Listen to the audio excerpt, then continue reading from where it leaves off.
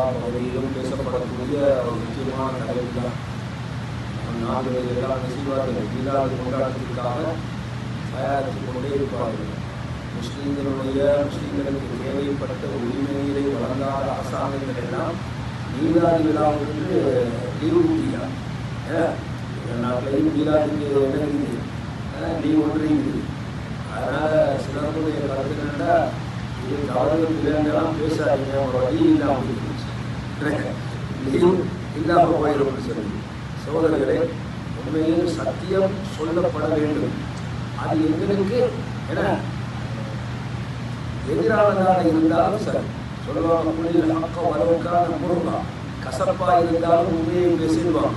ஏன்னா அப்போ எனவே இது அரசாங்கம் அதற்கு லீவ் ஒதுக்கி நாட்டு மக்களுக்கு விடுமுறை அளித்தாலும் கூட இந்த மீலாது விழா கொண்டாட்டம் என்பது இஸ்லாமிய பார்வை, மார்க்க பார்வையில் இது என்னன்னு கேட்டால், இது நபியவர்களோ சஹாபாக்களோ செய்யாத காட்டித்தராத ஒரு அம்சம்.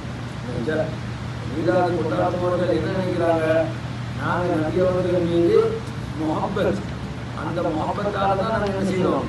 இப்போ யாருக்காவது சொல்லிடுமா, நாங்கள் சஹாபாக்களை விட நபியவர்கள் மீது முஹப்பத் கூட இல்லை, முன்னால் வாழ்ந்த இமாம்களை விட நபியவர்கள் மீது எங்களுக்கு நேசம் பாசம் கூடன்னு யாராவது வாதாடணுமா? எனவே அவ்வளோ நேசம் பாசம் இருந்தால் அவங்களே என்ன செய்யலை, இப்படி ஒரு கொண்டாட்டத்தை கொண்டாடல. ரபியுல் அவ்வல் மாதத்தில் 12 நாட்களை அதற்கு என்ன செய்யலை, அவங்க ஒதுக்கவே இல்லை.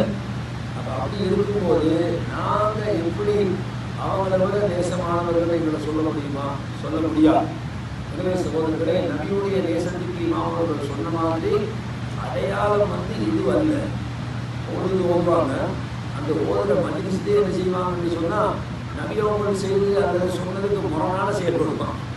இப்போ இமாம் முக்கியமான ஒரு செய்தியை சொன்னார், எழுப்பி நிற்பாங்க தெரியுமா, சுபானமானது ஓது நேரம் எழுப்பிக்கிறது, எந்த வயசில் எழுப்பி நிற்பாங்க, ஓது நாட்கள் தெரியுமா இருக்கும். சில டைமில் யாரும் ஈசலாமலை போது போல செய்வாங்க.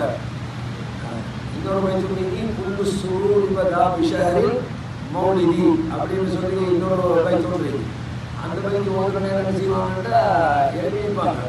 ஏன் இமாம் சொன்னதுதான் காரணம், நபியவங்களுக்கு என்ன செய்வாங்க, இந்த சபைக்கு வருகை தருகிறார்கள். யாரும் கண்டாங்க, யாராவது கண்டாங்களா, நாங்கள் வந்தது அடுத்தது மௌத்தா போன ஒருவர் அவர் யாராவது இருந்தாலும் மீண்டும் இந்த உலகத்துக்கு வருவது என்பது சாத்தியமா? அல்லாஹ் குர்ஆனில் மிக தெளிவாக சொல்கின்றான்,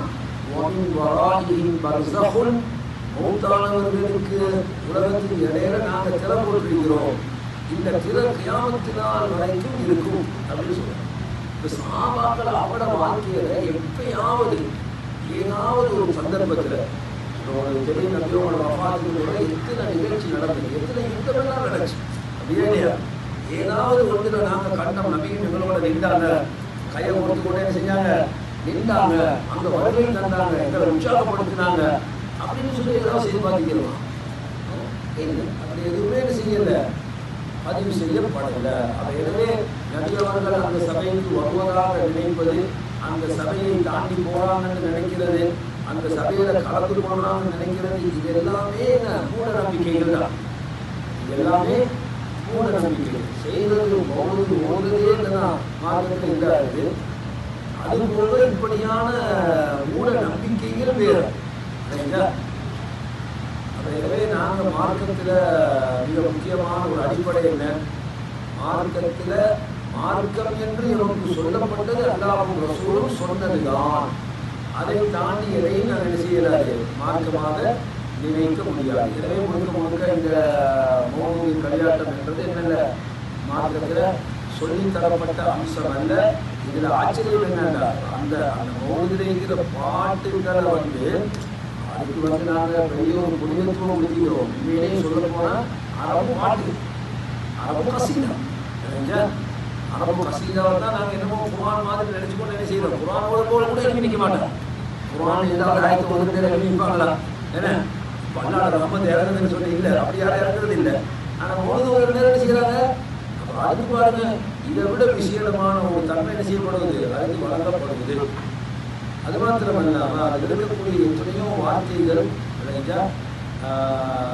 நபி அவர்களை அவர்களுடைய எல்லையை தாண்டி எப்படிதானே நபியவங்க கூட புரியவங்க தான், அதில் சந்தேகம் இல்லை.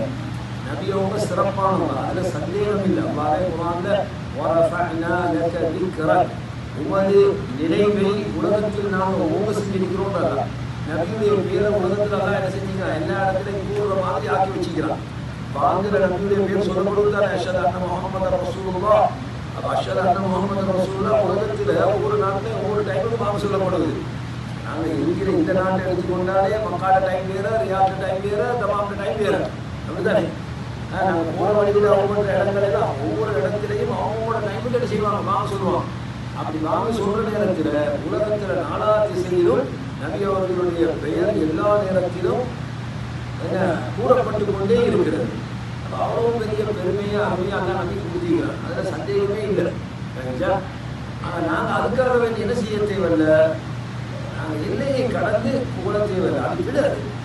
இந்த குருகான்னு சொன்னாங்க, குருகான்றது மிச்சம் ஆரவாரமாக இந்த நாட்டில் உதவப்படக்கூடிய இப்போ நிறைய நின்று போச்சு. ஏன்னா காலையிலலாம் நிறைய இங்கே ஆரவாரமாக மஜ்லிஸ்கள் நடைபெறும், இப்போ நிறைய குறைஞ்சி போச்சு. அதில் பாருங்க, அந்த பூசரி இமாம்ன்றவர் ஒரு அடியில் சொல்றாரு, நபியை பார்த்து சொல்றாரு, நபியே வஇன்ன மின் ஜூதிக துன்யா வரவத்துஹா, உலகமும் மறுமையும் உமது அருளில் உள்ளது. உலகமும் மறுமையும் யாருடைய இதில் உள்ளதா, நபியுடைய அருள்ல உள்ளது என்று சொல்றாரு. வமின் இல்மிக இல்மின் லவ்ஹி வல் கலமி, இந்த லவ்ஹுல் மஹ்ஃபூல்ல இருக்கக்கூடிய ஞானம் கூட உமது அறிவுல ஒரு துண்டு தான். அப்போ உங்கள்கிட்ட இருக்கிற ஞானத்துல ஒரு துண்டு தான் அங்கே இருக்கு, ஒரு பகுதி தான் லவ்ஹுல் மஹ்ஃபூல். அப்படின்னு என்ன அர்த்தம், அதை விட கூட உங்கள்கிட்ட இருக்கீங்க அர்த்தம். இது எல்லையே கிடக்கிறது இல்லையா? அல்லாஹ் லவ்ஹுல் மஹ்ஃபூல்ல எழுதுகோலை படைத்த நேரத்தில் சொன்னானா கியாமத்து நாள் எழுதுண்டானா.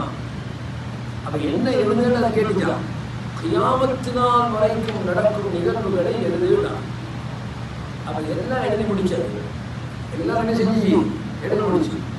இன்னைக்கு யாரும் யோசிக்கலாம், கியாமத்து நாள் வரைக்கும் எப்படி அவர்களுக்கு எழுதி முடிக்கிறது அப்படி இல்லையா? இது நாங்கள் உருவாக்குற பேனாவா இருந்தா யோசிக்கிறது, அப்படி இல்லையா? இந்த டிஜிட்டல் யார் உருவாக்குறது, இது அல்லாஹ் உருவாக்குற பேனா. அதுதானே கான்சிவிட்டி முடிக்கிறதுக்கு அதை என்ன செய்யும், கான்சிவிட்டி உங்களுக்கு தெரியும். சொல்லுவோம் நம்மள வந்து சுலைமான் நபிய சம்பவத்தில் சுலைமான் நபி கேட்குறாங்களே, பல்கிஸ் மகாராணியுடைய சிம்மாசனத்தை யார் கொண்டு வருவதுன்னு கேட்குறாங்க. சிம்மாசனம் எனக்கு குரு மாதிரியாது, சிம்மாசனம் தான் பெரிய எடுத்து.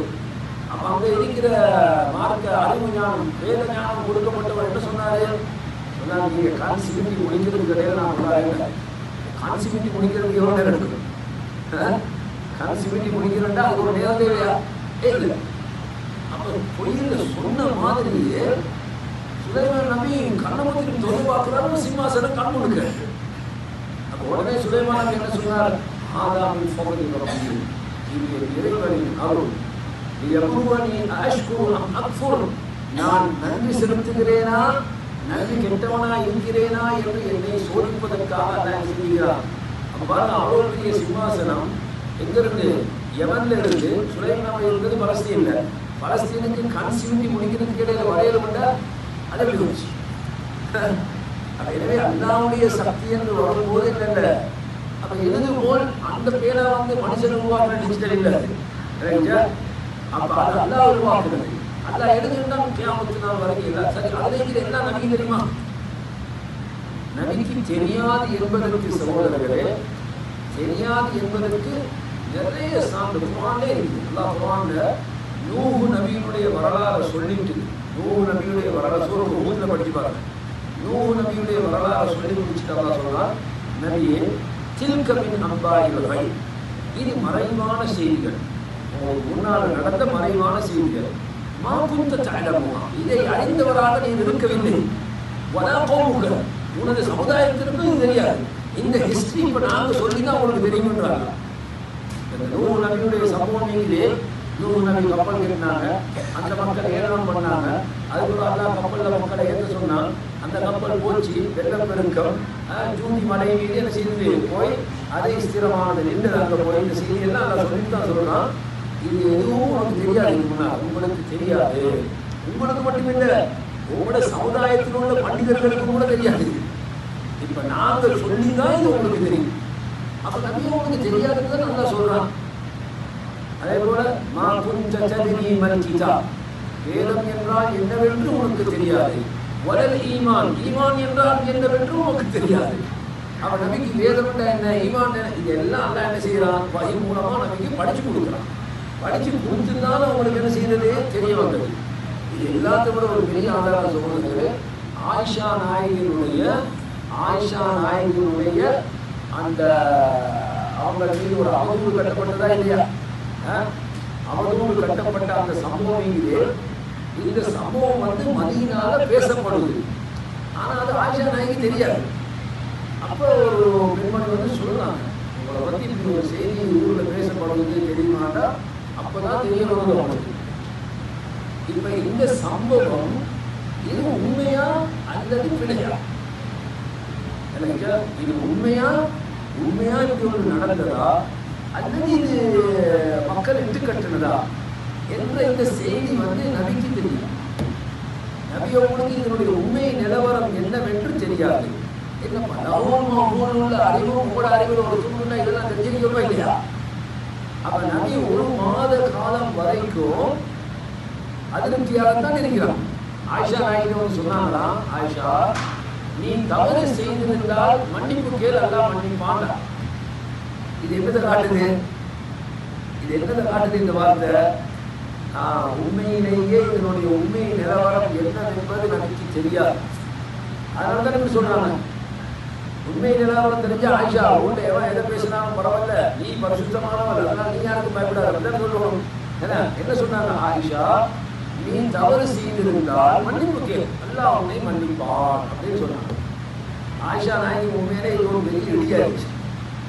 உலகம் ஊர் வேற கடை நபி அவர்களுக்கே இன்னும் நான் பரிசுத்தமானது என்னல்ல கன்ஃபார்ம் இல்லாமல் இருக்குதுன்னு சொல்லி ரொம்ப கவலைப்பட்டாங்க இந்த வார்த்தையில தான். எது வரைக்கும்? சூரத்துல் நூர்ல அல்லாஹ் வசனங்களை இறக்கும் வரைக்கும் ஆயிஷா நாயகி பரிசுத்தமானவர் என்ற செய்தியை அல்லாஹ் சூரத்துல் நூர்ல இறக்கினா. சூரத்துல் நூர்ல 2வது பேரை படிச்சு பாருங்க. 2வது பேர் ஃபுல்லாவே அந்த டீச்சர்ஸ் தான். அப்ப இந்த செய்தி இறக்கும் வரைக்கும் என்ன நபி அவர்களுக்கு தெரியாது இதனுடைய உண்மை நிலவரம் என்ன. அவர் நல்லா டிலே பண்ணினான். நல்லா உடனே அறிவிக்க இல்லையா? உடனே அறிவிச்சிருக்கி, ஆனா நல்லா அறிவிக்கல. நல்லா ஒரு மாத காலம் வரைக்கும் டிலே பண்ணான். ஒரு மாதம் தாண்டினால் செய்தி வருவது, குர்ஆன் வருவது. என்ன? இன்னல்லதீன ஜாஉ பில் இஃப்கி உஸ்பத்தும் மின்கும் லா தஹ்ஸபூஹு ஷர்ரன் லக்கும் பல் ஹுவ கைருன் லக்கும். நபியே, இந்த இட்டுக்கட்டப்பட்ட செய்தியை கொண்டு வந்தவர்கள் உங்களில் இருக்கும் ஒரு கூட்டத்தினர் தான். இதை உங்களுக்கு தீமையாக நினைக்காதீர்கள், இது உங்களுக்கு நலவுதான், இது உங்களுக்கு என்ன. அப்ப ஆயிஷா நாயகி ஒரு பரிசுத்தமான பெண்மணி. உலகத்துல எவன் எதை சொன்னாலும் நாங்க நம்பக்கூடாது. இன்றைக்கு ஷியாக்களை உலமாக்கள் காவிரி என்று சொல்வதற்கு இதுவும் ஒரு காரணம். ஏன்? அல்லாஹ் ஒரு பெண்மணியை பரிசுத்தவான் என்று சொன்ன பிறகு நீ விபச்சாரி என்று சொன்னா நீ யாரு? நீ அல்லாஹ் வார்த்தையை நம்பலன்னு தான் அர்த்தம். நீ அல்லாஹ் வார்த்தையை செய்யல, நீ நம்பல. எனவே சகோதரர்களே, ஒரு மாத காலம் போயும் நபி அவர்களுக்கு இந்த சம்பவத்தினுடைய உண்மை நிலவரம் என்னவென்று தெரியாமல் இருந்தார்கள். அப்ப எல்லாம் தெரியும் என்றது எப்படி சொல்றது? எதை அல்லாஹ் அறிவித்து கொடுத்தானோ அதுதான் நபிக்கு தெரியும். இப்ப பின்னால் நடக்கக்கூடிய சம்பவங்கள் நிறைய சம்பவம் நம்ம சொல்லிக்கிறாங்களா இல்லையா? கியாமத்து நாள் நடக்கிறதுக்கு முன்னாடி இப்படி எல்லாம் உலகத்தில் நடக்கும் சொன்னாங்க. இதெல்லாம் எப்படி சொன்னாங்க? அல்லாஹ் அறிவித்து கொடுத்தான். எனவே அல்லாஹ் எதை அறிவித்து கொடுத்தானோ அதுதான் அவர்களுக்கு தெரியுமே அன்றி பொதுவாக இந்த பிரபஞ்சத்தினுடைய எல்லா ரகசியமும் அவர்களுக்கு தெரியும் என்று சொல்வது இது அல்லாஹ்வுடைய ஞானத்தில் ஒருமுறை மோதுறதான் வைக்கும். எல்லாத்தையும் அறிஞ்சவன் யாரு? அல்லாஹ் தான். அதான் அல்லாஹ் குர்ஆன்ல நபி நேரடியாகவே குல் நபியே சொல்லுங்கள், லா யஅலமுல் கைப இல்லல்லாஹ். இந்த பிரபஞ்சத்தில் இருக்கிற எல்லா ரகசியத்தையும் தெரிஞ்சவன் யாரு? அல்லாஹ் மட்டும்தான். இல்லையா? வலவு குன்து அஅலமுல் கைப், நானும் அப்படி தெரிந்தவனாக இருந்தால், அப்படி மறைவானதெல்லாம் தெரிந்ததாக எனக்கும் இருக்குமானால் லஸ்தக்ஸர்து மினல் கைர், பல நன்மைகளை நான் என்ன செய்திருப்பேன்? அதிகரித்திருப்பேன். இப்போ நபி அவங்களுக்கு ஒவ்வொருல என்ன பல் உடைஞ்சது, தலை உடைஞ்சது, இந்த சம்பவம் இதெல்லாம் நடக்கும் தெரியுமா அவங்களுக்கு? இதெல்லாம் என்ன நடக்கும் என்று தெரியாது. அப்ப எனவே நபி அவர்களை நாங்கள் கண்டிப்பா கூடணும், கூடக்கூடியவர்கள், அது சந்தேகமே இல்லை. நபியை புகழாத நான் ஒரு முஸ்லீம்களிடத்தில் இருக்கக்கூடாது. எங்களோட நபி புகழக்கூடியவர். ஆனால் அதுக்காக என்ன செய்யக்கூடாது? எல்லையை தாண்டி நடைபெறக்கூடாது. நபி அவங்க பிறநாள் தினம் வந்து வாராங்க வீட்டுக்கு சில சிறுமிகள் பாட்டு பாடுறாங்க. அந்த பாட்டுக்கு ஒரு அடி அவங்க சொன்னாங்க, எங்களிடம் ஒரு நபி இருக்கிறார், நாளைக்கு என்ன நடக்கும் என்பதையும் அவர் அறிவார். உடனே நபி ஸ்டாப் பண்ணாங்க. அப்படி சொல்லாதீங்க, நாளைக்கு என்ன நடக்கும் என்பது யாருக்கு தெரியும்? நாளைக்கு என்ன நடக்கும் என்பது அது அல்லாஹ்வுக்கு மட்டும்தான் தெரியும். எந்த பெரிய அவையாவும் தெரிய யாருக்கும் தெரியாது. நாம் என்ன செய்யக்கூடாது? நபியை புகழ்கிறோம் என்ற பெயர்ல எல்லையை மீறி நடக்கக்கூடாது. அது ஒரு பக்கம். இன்னொரு சகோதரர்களே, நாங்கள் இபாதத் என்ற ஒரு வார்த்தை ஒரு விஷயத்தை செஞ்சா கண்டிப்பாக மார்க்க அனுமதி அதுக்கு இருக்கும். இப்போ நான் விழா கொண்டாடுறவங்க, அதே போல ஓடுறவங்கன்னா என்ன சிந்தனையில் ஓடுறாங்க? அவங்க நபி மீது நேசம், நாங்கள் நபிக்காக புகழ் பாடுறோம், இது ஒரு நல்ல காரியம் நினைச்சு தான் செய்கிறாங்க. ஆனாலும் அவர்கள் நினைக்க மறந்து விட்டார்கள், அல்லாஹ்வுடைய ரசூல் ஏதாவது நன்மையை எங்களுக்கு கற்றுத்தராது விட்டிருக்கிறார்களா? இல்லையே, எல்லாத்தையும் கற்றுத்தந்து போனாங்க. ஒன்றுமே நபி படிச்சு தராதுன்னு ஒன்று இல்லை. அதான் சொன்னாங்க, எந்த ஒரு நன்மையையும் உங்களுக்கு நான் கற்றுத்தராமல் இல்லை, எந்த ஒரு தீமையையும் உங்களை விட்டும் நான் தடுக்காமல் இல்லை. கம்ப்ளீட் மார்க்கம் மட்டும் தந்துட்டேன். இதுக்கு ஒரு நீங்கள் புதுசாக என்ன செய்ய தேவையில்லை, எதையும் நீங்கள் கிரியேட் பண்ண வேண்டிய தேவை இல்லை என்ற அளவுக்கு தான் நபி வழிகாட்டிட்டு போனாங்க. எனவே விழா மௌனூதி வைபவங்கள் சில டைமில் வந்து நாங்களும் ஜனாக ஓதிட்டு வந்தோம்தானே என்ற அடிப்படையில் என்ன செய்வோம், அதை நேசிப்பவர்களாக இருப்போம். தெரியாமல் செஞ்சோம், அல்லாஹ் மன்னிக்கணும். இப்போ தெரியும், இல்லை இதுக்கு போல அதை செய்ய முடியாது. எனவே சகோதரர்களே, அல்லாஹ்வுடைய ரசூல் எதன் பக்கம் வழிகாட்டினார்களோ அதை செய்து நன்மையை பெறுபவர்களாக என்னை நாம் ஆக்கிக்கொள்வோம். சகோதரர்களே, இந்த பள்ளியில் ஒரு வகுப்பு நடத்துறதாக நான் பேசிக்கொள்ளணும்.